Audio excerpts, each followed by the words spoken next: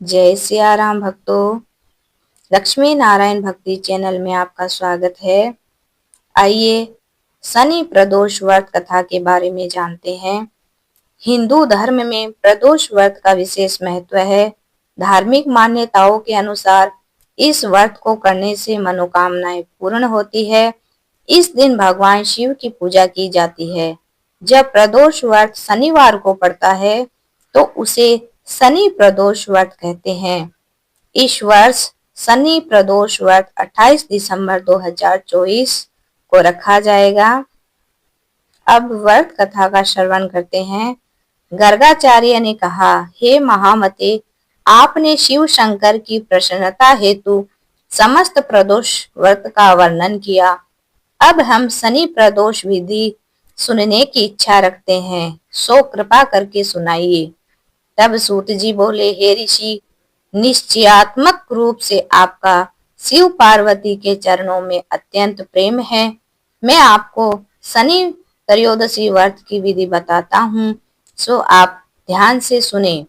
पुरातन कथा है कि एक निर्धन ब्राह्मण की स्त्री दरिद्रता से दुखी हो सांडिल्य ऋषि के पास जाकर बोली, हे महामुनि, मैं अत्यंत दुखी हूँ, दुख निवारण का उपाय बताइए। मेरे दोनों पुत्र आपकी शरण में हैं। मेरे ज्येष्ठ पुत्र का नाम धर्म है, जो कि एक राजपुत्र है, और लघु पुत्र का नाम सूचिवर्त है। अतः हम दरिद्री है, आप ही हमारा उद्धार कर सकते हैं। इतनी बात सुन ऋषि ने शिव प्रदोष व्रत करने को कहा। तीनों प्राणी प्रदोष व्रत करने लगे। कुछ समय पश्चात प्रदोष व्रत आया। तब तीनों ने व्रत का संकल्प लिया।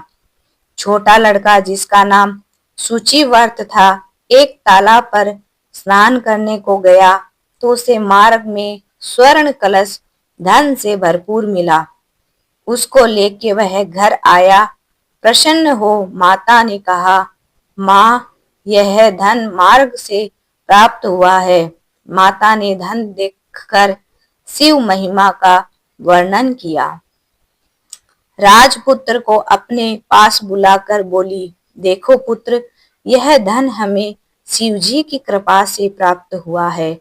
अतः प्रसाद के रूप में दोनों पुत्र आधा आधा बांट लो। माता का वचन सुन राजपुत्र ने शिव पार्वती का ध्यान किया और बोला, पूज्य, यह धन आपके पुत्र का ही है। माँ इसका अधिकारी नहीं हूँ। मुझे शंकर भगवान और माता पार्वती जब देंगे तब लूंगा। इतना कहकर जब राजपुत्र शंकर जी की पूजा में लग गया, एक दिन दोनों भाइयों का प्रदेश भ्रमण का विचार हुआ। वहां अनेक गंधर्व कन्याओं को क्रीड़ा करते हुए देखा। उन्हें देख सूचिवर्त ने कहा, भैया, अब हमें इससे आगे नहीं जाना चाहिए।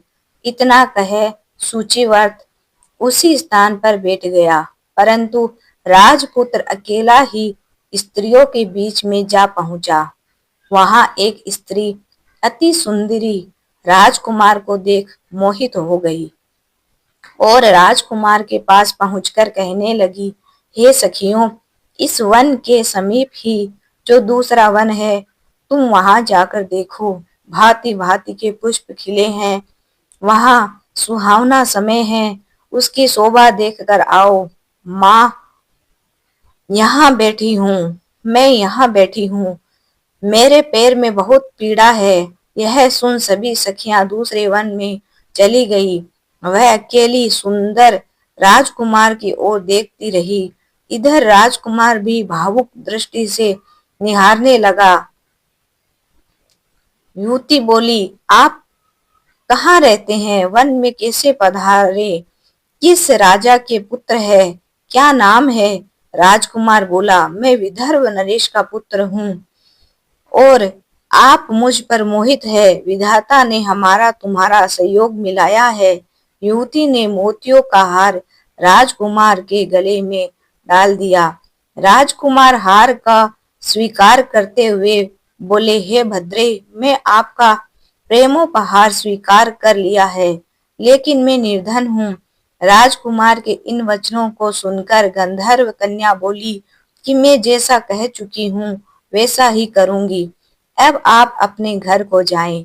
इतना कहकर वह गंधर्व कन्या सखियों से जा मिली। घर जाकर राजकुमार ने सूचीवर्त को सारा वृतांत कह सुनाया। जब तीसरा दिन आया, वह राजकुमार सूचीवर्त को लेकर उसी वन में जा पहुंचा। वही गंधर्व राज अपनी कन्या को लेकर आ पहुंचा। इन दोनों राजकुमारों को देख आसन दे कहा, मैं कैलाश पर गया था। वहां शंकर जी ने मुझसे कहा कि धर्मगुप्त नाम का राजपुत्र है, जो इस समय राज्य विहीन निर्धन है। मेरा परम भक्त है। हे गंधर्वराज, तुम उसकी सहायता करो। मैं महादेव की आज्ञा से इन कन्या को आपके पास लाया हूँ। आप इसका निर्वाह करें। मैं आपकी सहायता कर आपको राजगद्दी पर बैठा दूंगा। इस प्रकार गंधर्व राज ने कन्या का विधिवत विवाह कर दिया। विशेष धन और सुंदर गंधर्व कन्या को पाकर राजपुत्र अति प्रसन्न हुआ। भगवत कृपा से वह समयोपरांत अपने शत्रुओं का दमन करके राज्य का सुख भोगने लगा। बोलो हर हर महादेव।